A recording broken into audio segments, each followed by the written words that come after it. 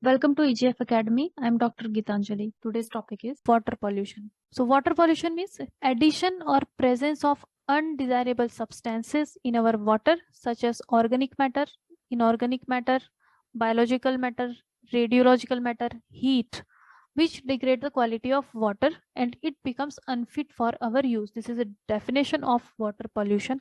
Now, naturally, also water gets polluted because of soil erosion. Soil erosion due to rainfall, rainwater erodes rocks, and soil is eroded, and soil gets into our rivers, river streams, and it pollutes through sedimentation. It makes sediments, and our rivers are polluted because of it. Leaching of minerals from rocks. Rocks have many types of minerals like nitrogen, phosphorus, sulfur.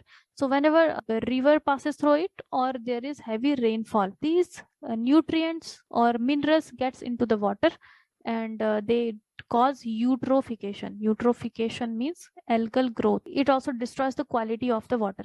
Decaying of organic matter. So whenever there is death of any fish species, any type of turtles or any aquatic organism, when they are dead, they become the organic matter. They are called organic matter because we all have carbon, and carbon means organic matter. So after they are dead, they are decayed by microbes and which deplete the oxygen level in the water, and it also results into the water pollution. So these are the natural sources of pollution. Water pollutants can be point source and non-point source of water pollution. We can see point source means the sources which are specific, discharge from the specific location. In this diagram you can see point sources means the industries. From these industries, the wastewater which is coming out, it can be controlled. We can collect that wastewater and after that we can treat it, and only after treatment we can discharge that water into the river stream. So it is a point source. Point source means we can identify such type of sources and we can